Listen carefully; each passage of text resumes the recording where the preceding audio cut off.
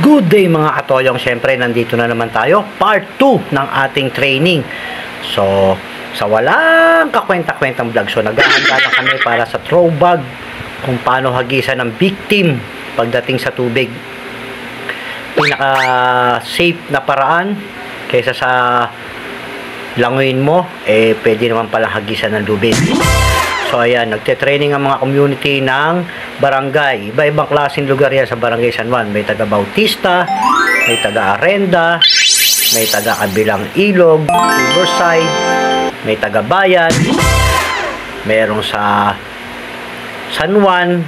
So ayan, so kanya-kanya silang ikid ng throw bag. And then, throw ulit. Go!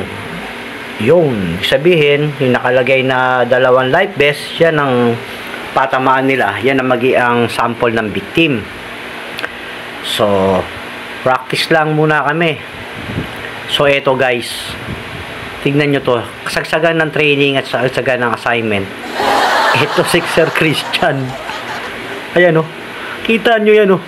2 days na yan. Antok na yan. Ayan o. Parang manok siya eh. Yung manok na hinapo mo na bagong paligo, natutulog. Guys, tingnan nyo yan mga katoyong laglag yung tuka yan Kita nyo yan may training kami. Tingnan nyo si Sir Christian. Oink. Hup. Kapikit mga katoyong kala mo nakikinig. Ayan siya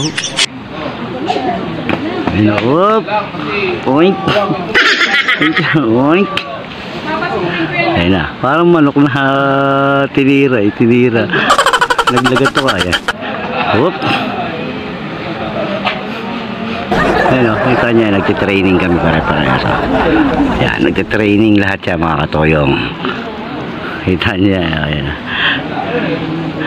Ayan. Ganyan matulog ang manok. Kita niyo na. Ganyan matulog ang manok. Ayun o. Si Sir Christian niya niya. Katuwa